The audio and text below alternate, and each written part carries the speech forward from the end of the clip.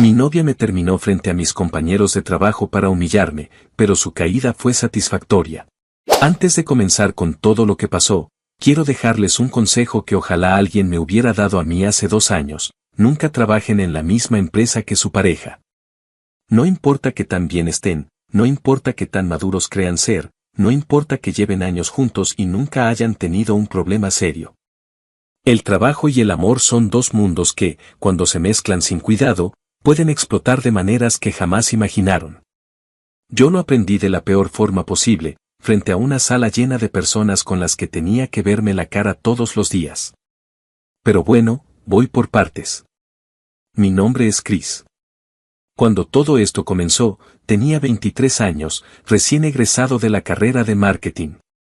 Hannah, mi novia en ese entonces, también tenía 23 y también acababa de terminar la misma carrera. De hecho, nos conocimos en la universidad, en segundo semestre, durante un trabajo en equipo para la clase de comportamiento del consumidor.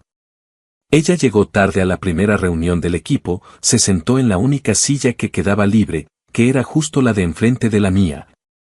Y lo primero que hizo fue sacar una libreta de apuntes enorme y acomodarla sobre la mesa con una seriedad que me pareció graciosa para alguien que acababa de llegar 10 minutos tarde. Le pregunté si iba a tomar nota de todo. Me miró con los ojos entrecerrados y dijo: así no se me olvida nada. Nos reímos los dos. A partir de ahí, todo lo demás fue bastante natural. Estuvimos juntos durante toda la carrera. 4 años y fracción. Estudiamos juntos, nos ayudamos en proyectos, nos aguantamos en épocas de exámenes cuando ninguno de los dos era precisamente la mejor versión de sí mismo. Para cuando nos graduamos, ya éramos una pareja bastante sólida, o al menos eso creía yo. El tema del trabajo fue una preocupación real durante los últimos meses de la carrera. Los dos queríamos entrar al mercado laboral pronto, sin tomarnos un descanso largo, porque ambos coincidíamos en que si te detienes demasiado después de graduarte, pierdes el ritmo. Así que comenzamos a mandar currículums de manera activa casi desde antes de que nos entregaran el título. Yo a empresas de publicidad, agencias digitales, departamentos de comunicación. Hannah hacía lo mismo, con un enfoque un poco más orientado hacia marcas y retail, que era lo que más le interesaba. Pasaron unas semanas de silencio casi total. Algún que otro correo de gracias por tu interés. En este momento no contamos con vacantes disponibles, que todos conocen y que nadie quiere recibir.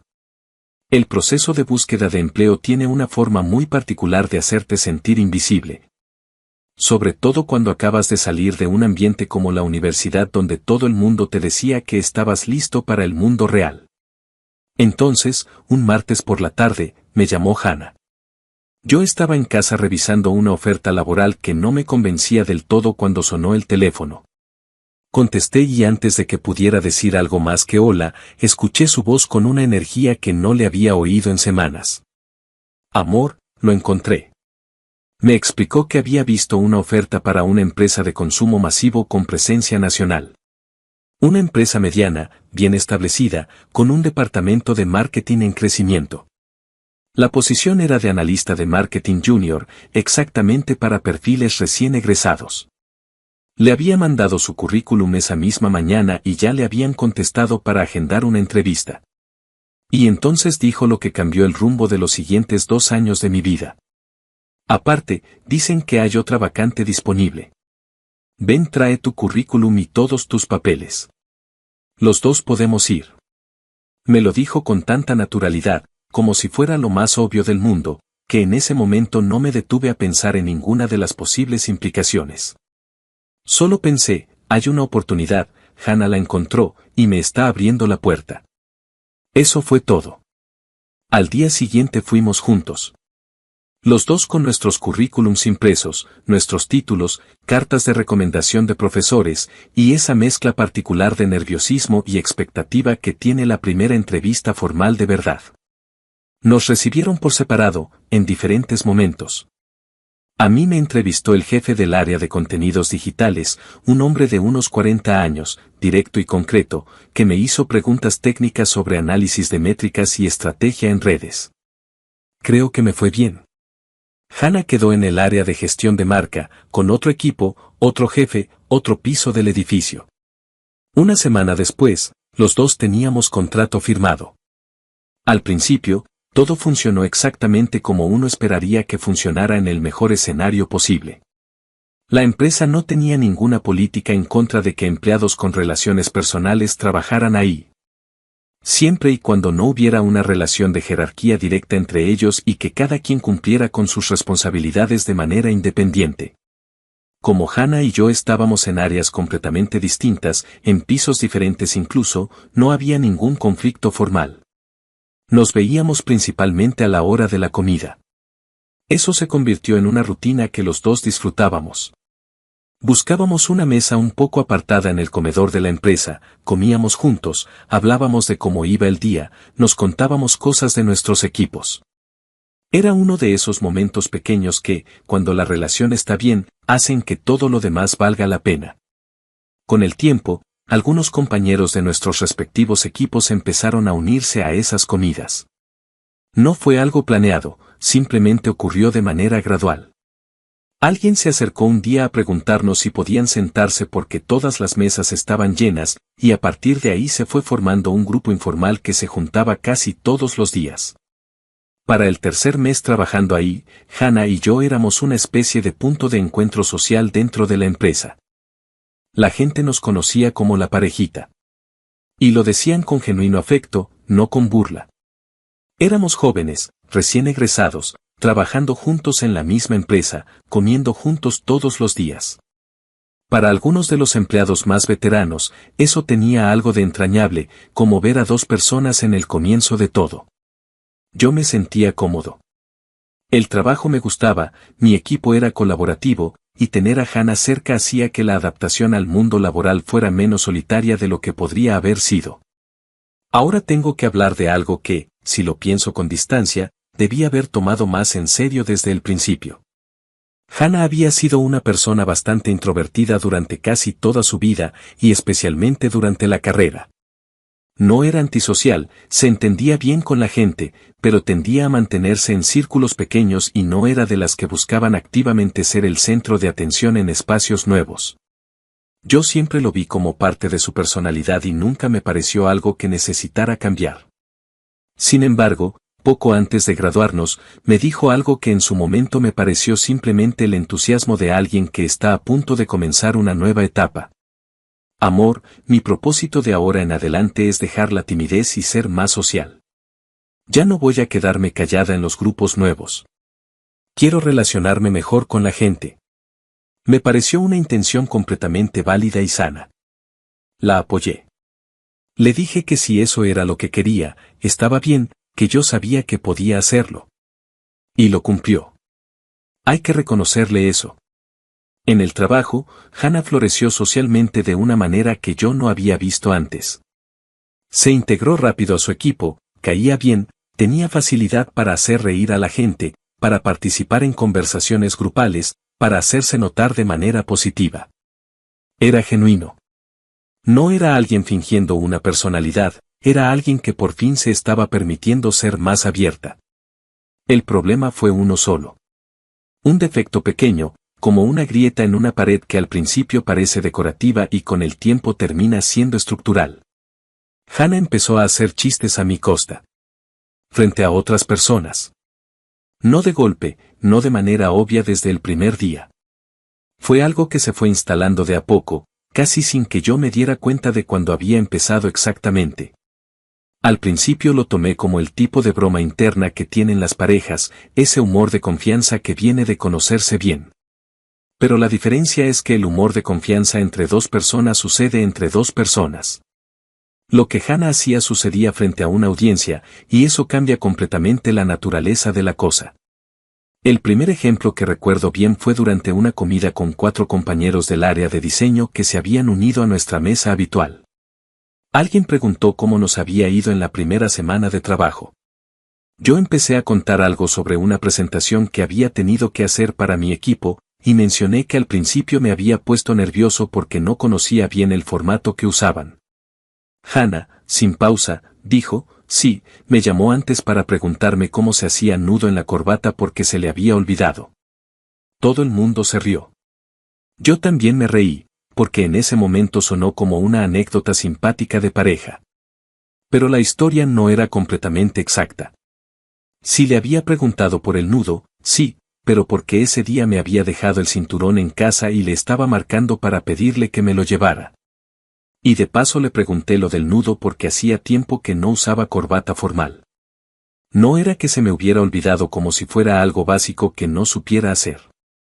El matiz importaba. Pero nadie en esa mesa tenía el contexto, así que lo que quedó en el aire fue la versión de Hannah. El segundo ejemplo fue unas semanas después, en una reunión informal que hubo un viernes por la tarde cuando un equipo cumplió una meta trimestral y alguien trajo pastel. Había gente de varias áreas mezclada, incluyendo un par de personas de niveles más altos que el mío. En algún punto de la conversación salió el tema de los errores típicos de los recién egresados, y antes de que yo pudiera decir nada, Hannah dijo con una sonrisa. Chris tardó 3 semanas en aprender a usar el sistema de reportes internos. 3 semanas. Yo lo aprendí en 2 días. Hubo risas.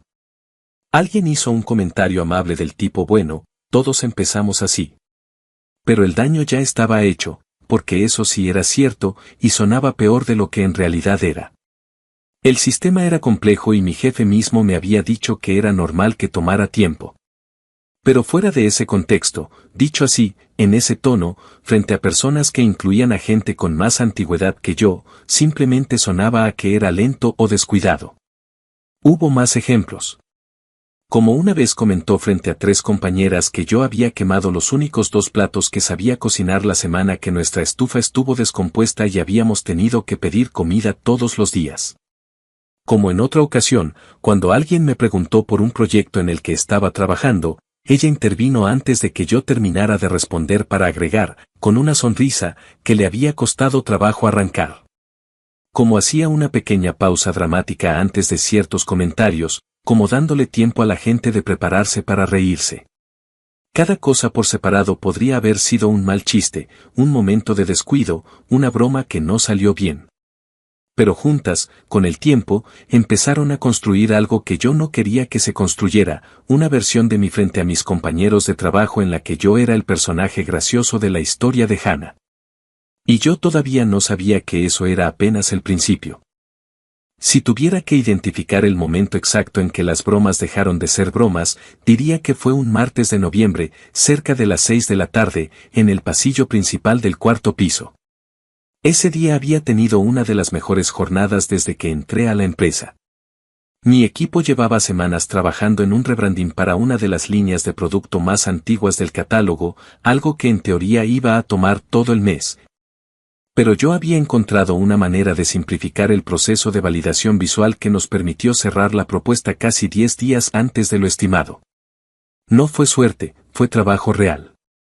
Noches revisando referencias, varios intentos descartados, conversaciones largas con el equipo de diseño para alinear criterios. Cuando presentamos el resultado final esa mañana, la recepción fue buena. Al salir de la oficina, uno de los compañeros del área comercial, que había estado presente en la presentación, me alcanzó en el pasillo. Era un tipo mayor que yo, con varios años en la empresa, no de los que repartían elogios con facilidad. Me puso una mano en el hombro y dijo: «Me sorprendiste hoy, Chris. Hiciste ese branding muy rápido. Te felicito». Fue un comentario simple, pero viniendo de él significaba algo. Iba a responder, a decir que había sido un trabajo en equipo, cuando escuché la voz de Hannah a mi lado. No la había visto llegar. Se rió primero.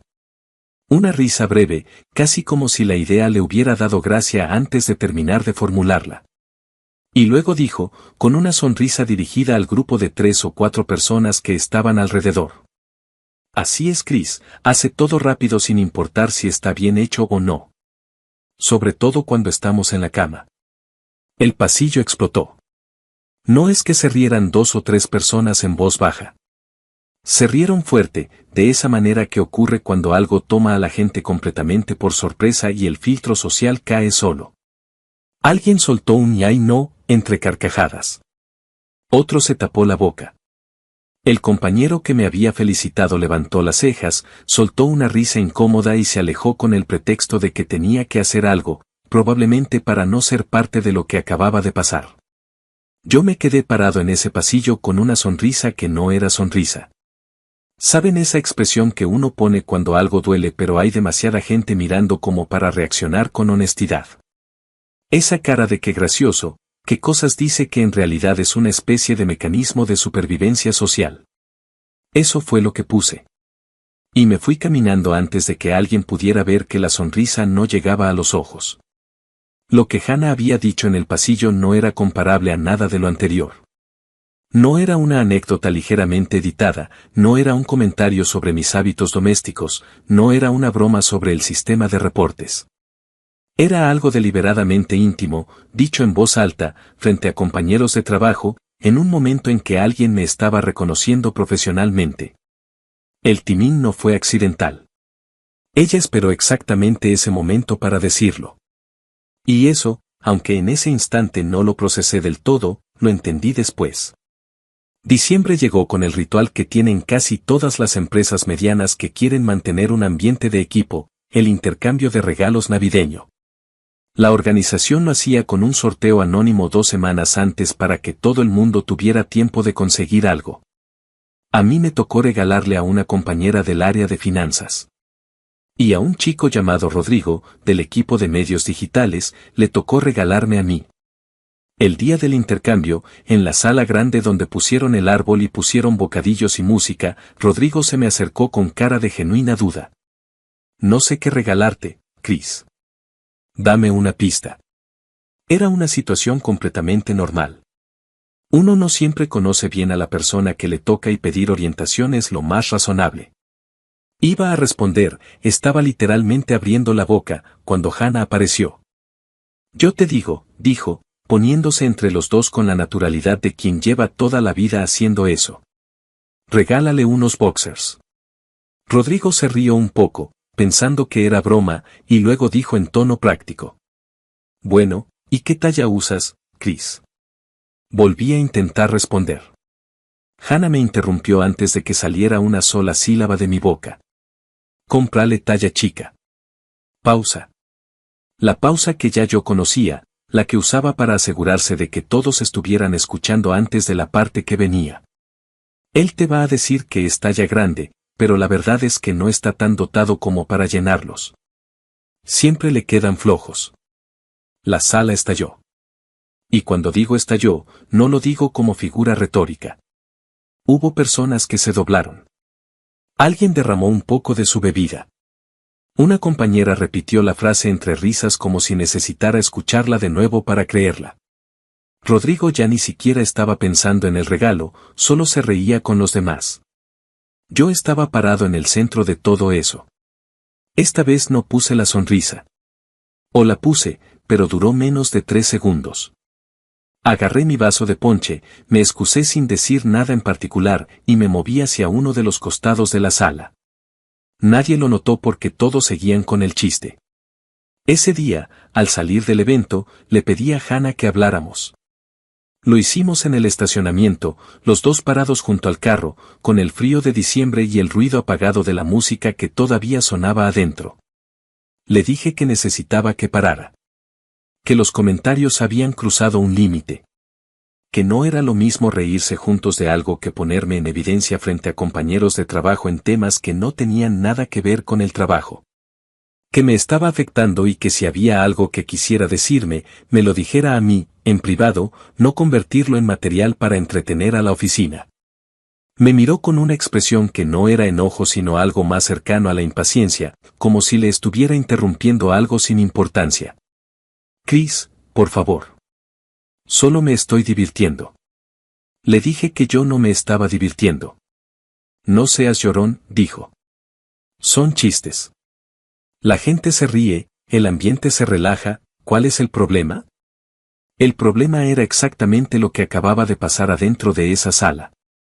Pero no encontré la manera de decírselo de una forma que ella no pudiera desestimar como exageración, así que la conversación terminó sin resolverse. Nos fuimos a casa en el mismo carro, en silencio, Y yo me quedé pensando en qué momento las bromas de Hannah habían dejado de ser sobre situaciones graciosas y habían empezado a ser sobre reducirme. Decidí que al día siguiente hablaría con más calma. Que lo plantearía de otra manera. Que quizás ella realmente no estaba midiendo el impacto de lo que decía y con una conversación más tranquila podría entenderlo. Esa conversación nunca llegó a ocurrir, porque esa misma noche pasó algo que hizo que los chistes dejaran de ser la parte más importante de lo que tenía que procesar. Eran cerca de las 11:30. Yo estaba leyendo en la cama y Hannah había dicho que iba a trabajar un rato más desde la sala porque tenía un informe pendiente. En algún momento me quedé dormido con el libro en la mano, y cuando desperté, pasada la medianoche, ella todavía no había entrado al cuarto. Me levanté a ver si todo estaba bien. La sala estaba en silencio. Hannah estaba dormida en el sofá, con una cobija a medias encima y la laptop todavía abierta sobre la mesa de centro, con la pantalla encendida. Fui a cerrarla para que no se quedara consumiendo batería toda la noche. No iba a ver nada. No era mi intención revisar sus cosas. Pero la pantalla estaba abierta en una carpeta que tenía varios archivos con nombres que me llamaron la atención porque eran completamente distintos a cualquier cosa relacionada con su trabajo habitual.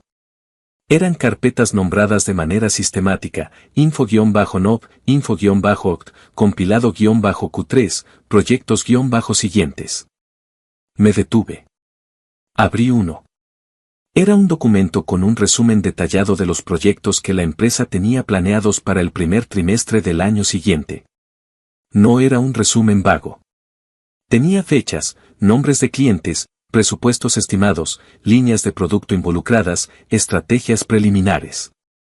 Era información que yo sabía que era confidencial porque en mi área habíamos recibido indicaciones claras sobre el manejo de datos internos desde el primer mes. Seguí mirando la pantalla.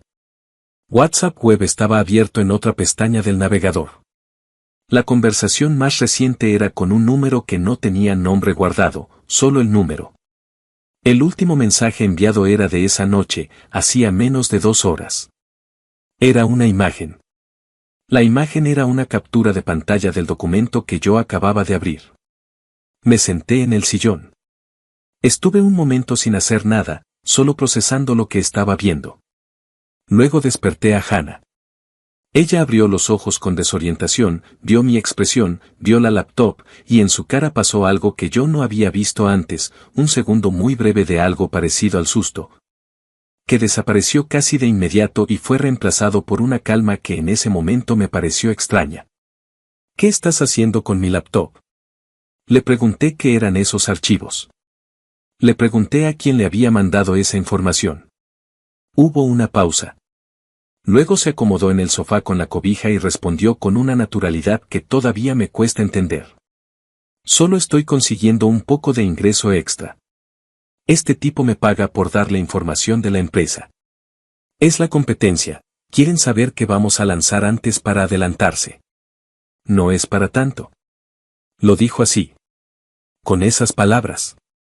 Como si me estuviera explicando que había encontrado un cupón de descuento en el supermercado. Le dije que eso era ilegal.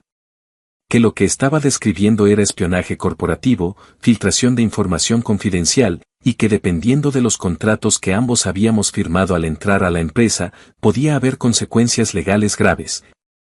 No solo para ella sino potencialmente para cualquiera que estuviera cerca.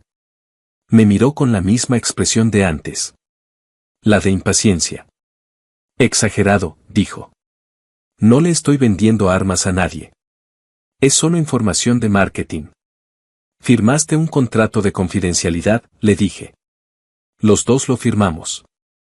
Chris, relájate.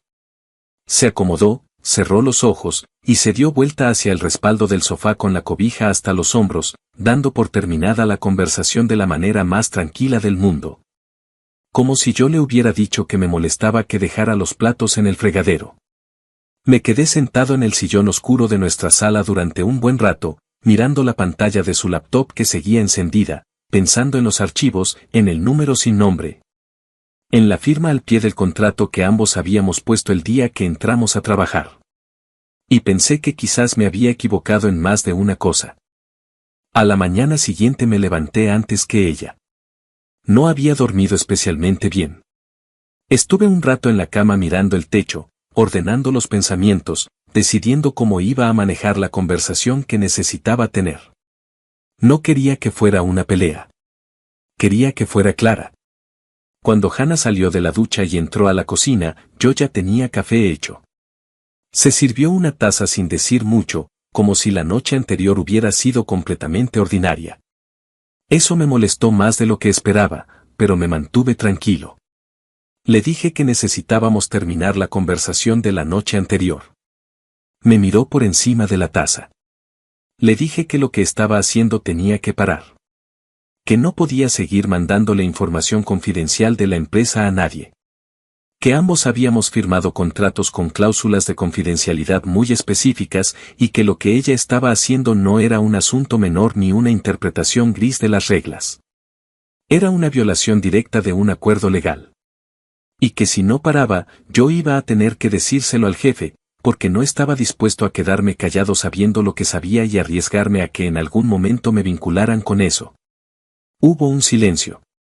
Luego Hannah dejó la taza sobre la barra con un pequeño golpe seco y me miró con una expresión que combinaba irritación y algo parecido al desprecio. «Eres un idiota», dijo. «Esto no es tan ilegal como crees. Exageras todo». Le dije que independientemente de cómo ella lo clasificara, el contrato que firmó era claro. «Mira», dijo, cambiando el tono a algo más controlado, «no le digas nada a nadie. No tiene ningún sentido armar un problema donde no lo hay. Ya voy a tener más cuidado. Tener más cuidado. No dejarlo. Tener más cuidado». No respondí. Me terminé el café, agarré mis cosas y nos fuimos al trabajo cada quien en su propio silencio. En los días que siguieron, Hannah no volvió a mencionar el tema. Yo tampoco. Pero yo tampoco había dejado de pensar en él. Seguía sin saber qué era lo correcto. Decirlo implicaba consecuencias que afectarían a Hannah directamente, y por más que las cosas entre nosotros estuvieran mal, no era una decisión que tomara a la ligera. No decirlo implicaba ser cómplice pasivo de algo que yo sabía que estaba mal. Estaba atrapado entre dos opciones que no me gustaban, y seguía aplazando la decisión con la esperanza vaga de que la situación se resolviera sola. Las bromas continuaron. Más espaciadas quizás, o quizás yo ya estaba tan desgastado que las registraba de manera diferente. Pero continuaron. Y cada una que pasaba sin que yo dijera nada me hacía sentir que había cedido un poco más de terreno en algo que no debía haber cedido desde el principio.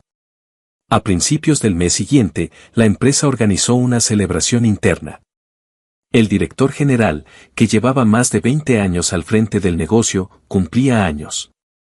Era un hombre que había construido la empresa desde cero, lo cual era genuinamente admirable, y que además era completamente consciente de ese hecho en todo momento. Lo cual lo hacía un poco difícil de tratar en el día a día. Le gustaba ser reconocido. Le gustaba que las cosas giraran en torno a él. Y le gustaba, en particular, celebrar su cumpleaños en la empresa, con sus empleados, en un evento que él mismo supervisaba con un nivel de detalle que resultaba llamativo para ser, en teoría, una fiesta sorpresa organizada por el equipo administrativo y que todo el mundo sabía que él mismo había planeado. Pusieron mesas con bocadillos en el área común del tercer piso, globos, una mesa de postres y una playlist que sonaba más fuerte de lo que era estrictamente necesario para las 4 de la tarde de un jueves. Asistió prácticamente toda la empresa. Era el tipo de evento en el que la asistencia era formalmente voluntaria e informalmente obligatoria. Hannah llegó de buen humor. Demasiado buen humor, en retrospectiva. Desde que entramos al área ya estaba haciendo comentarios, buscando risas, moviéndose entre grupos con esa soltura social que había desarrollado en los últimos meses. Y en algún punto, como había pasado tantas veces, yo me convertí en el material. No voy a detallar cada comentario porque a estas alturas el patrón ya es conocido. Fueron varios, en distintos momentos de la tarde, frente a distintos grupos de personas. Uno sobre algo que había dicho en una reunión reciente y que ella reformuló de manera que sonara absurdo. Otro sobre un tema doméstico que no tenía absolutamente ningún lugar en una fiesta de trabajo. Cada uno recibía su ronda de risas y Hannah seguía adelante con la energía de alguien que está teniendo la mejor tarde de su vida. En un momento me encontré parado junto a la mesa de postres, con un plato en la mano que ya no tenía ningún interés en comer. Escuchando otro comentario que ella lanzó en mi dirección desde 3 metros de distancia para que un grupo de 5 o 6 personas lo escuchara. Me volteé hacia ella. Le dije, en voz suficientemente audible, que parara. No con agresividad. Pero tampoco en el tono suave y negociador que había usado todas las veces anteriores. Con una firmeza que creo que nunca había usado con ella, al menos no en público. El grupo que estaba alrededor notó el cambio de tono. Hubo un silencio breve, de esos que duran 2 segundos pero se sienten más largos. Y en ese momento, algo que había estado bajo presión durante semanas encontró por dónde salir. Hannah me miró con esa sonrisa que ya conocía, la que usaba cuando estaba segura de que la audiencia estaba de su lado, y decidió que ese era el momento indicado para terminar lo que había empezado. ¿Sabes qué, Chris?, dijo, con un volumen calculado para que todos escucharan. Siempre me pregunté cuánto ibas a aguantar antes de quejarte. Pausa. La pausa de siempre. No eres nada sin mí. Yo te traje a esta empresa, yo te presenté con la gente, yo te abrí todas las puertas. Y aún así ahí estás, con esa carita. Señaló hacia mí con un gesto vago, casi aburrido.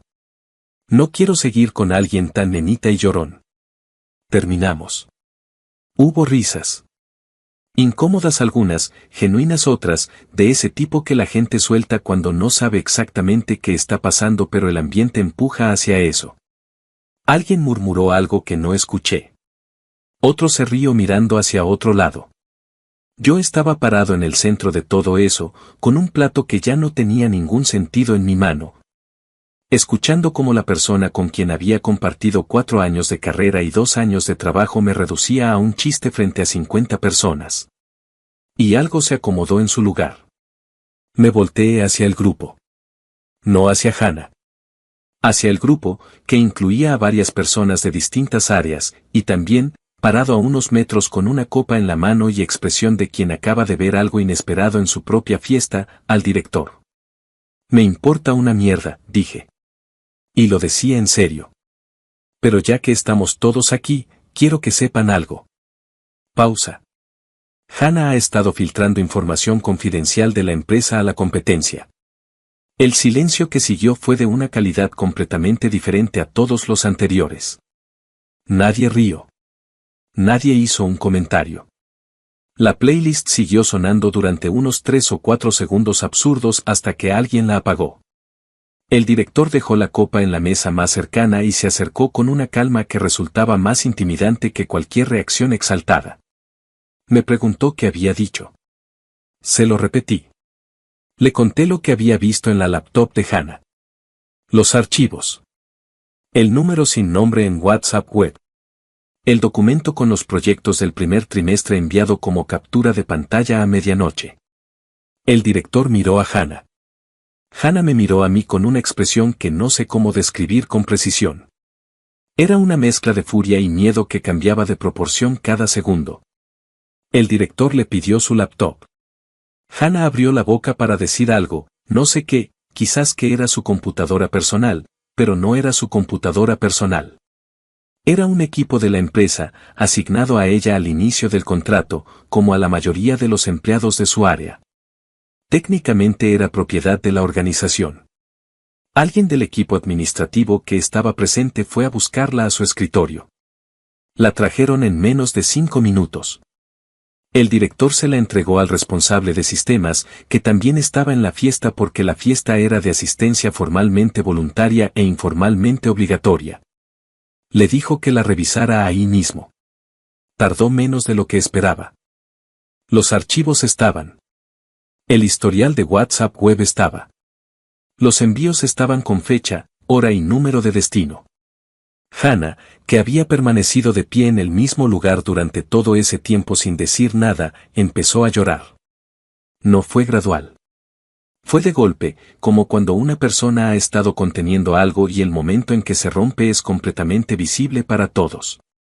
Se le quebró la voz antes de que dijera nada, y cuando habló fue para pedir perdón, dirigiéndose al director, diciéndole que había sido un error, que no había medido las consecuencias, que no volvería a pasar.